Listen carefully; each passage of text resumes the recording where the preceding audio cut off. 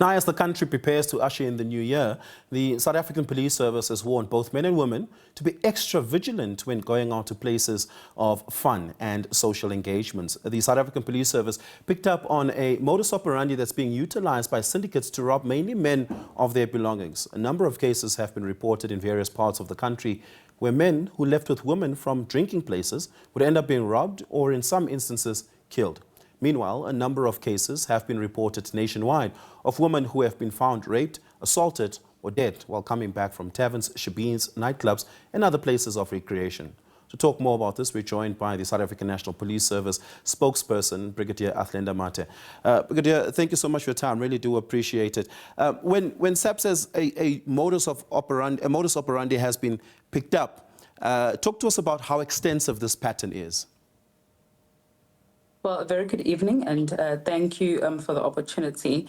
I think this has been a crime pattern for quite some time, but we saw a spike in the number of cases reported throughout the festive period in provinces like your Gauteng, your Northwest, and other parts of the country, where we see syndicates working and utilizing young women in nightclubs, taverns, shebeens, to lure unsuspecting victims, mostly men, so that ultimately they can rob them of their belongings, of their vehicles, their cell phones, their monies, and so on.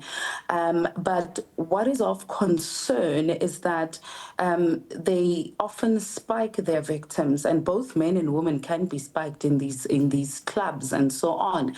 In some unfortunate cases, you do find that some of the victims pass away, they die due to the overdose in the spike. So we saw it fit to say, let us create this awareness. I think we have been creating this awareness for quite some time, but we said, let us intensify our awareness campaign because we are ushering in the new year. We are crossing over to 2026, and we may find an influx of people at these drinking places, at places of leisure, and they could become victims. So it's quite important that we alert people to be extra vigilant when you do go out with people that you know, or where if you are going out with strangers, share your location, but share your plan. Someone must know where you are at a given time.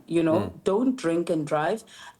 Don't limit your alcohol intake. I think it's quite important that we send out that alert because we have had a number of cases, men leaving these taverns, nightclubs with these women, spiking them. Some of them end up dead, or some of them end up without their belongings. That really is rather unfortunate. Syndicate implies a group of people working together in an orchestrated way to make this happen. How extensive are the syndicates? We know on the one hand that the perpetrators are using, as you say, young, attractive women to lure unsuspecting men. But of course, that's at the lower end of that syndicate value chain. How extensive is the syndicate? Look, it's quite organized because remember, the motive and the goal there is to rob these victims. So they would move in groups. They go to a certain drinking spot. They identify their target. Some of them even spot their target while they are parking outside before they even enter the premises, and they would then alert these women that someone dressed in this, in this manner has just walked in. That is your target, and the woman would then target these unsuspecting victims for long periods of time, promise them to leave with them at the end of the night, or they would actually convince them to move to another drinking spot or to a hotel and so on.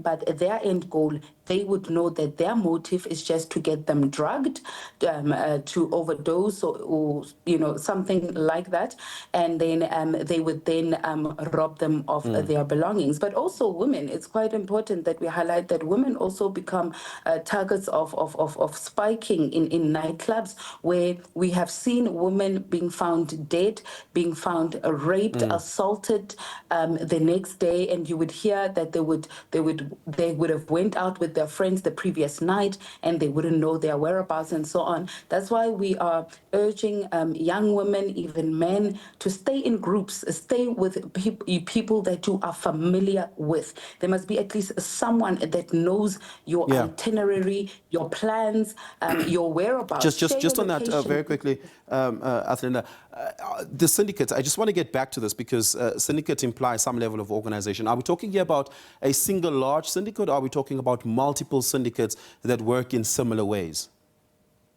Look, it's multiple syndicates that work in similar ways, but it's quite organized, and that is why we are working at clamping down this particular modus operandi to alert people to be extra vigilant. Yeah, and how many arrests have been made in relation to this organization?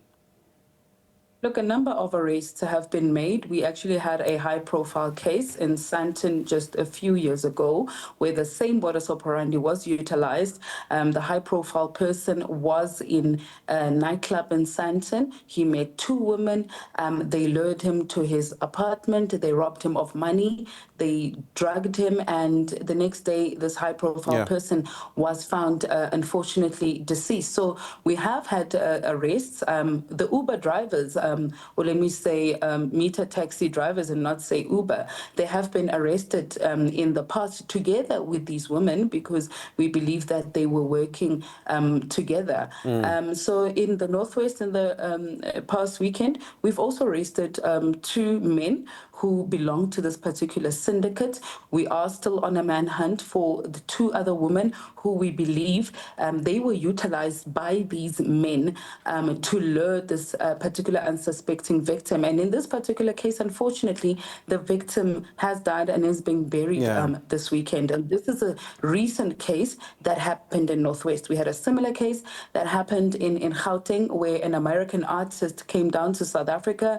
These friends went out, they were lured to a club, and in that particular club, they were spiked. The next day, they woke up not knowing where they were, and their belongings were gone. Yeah. Just very quickly, I am out of time here. Are there specific hotspots within Gauteng and the Northwest that have been identified, or anywhere else in the country for that matter? I don't think it's only those two provinces. I think these are just known cases for now, but I think it happens everywhere. These criminals happen everywhere. People are desperate. This is the peak season of the festive period, and that's why we are saying be extra vigilant. But as the police, we are out there. We are on the ground to serve and protect you. So far, since the duration of our safer festive operations, we have arrested more than 170,000 suspects for various crimes. We have seized about, I think, more than 1,600 illegal and unlicensed firearms.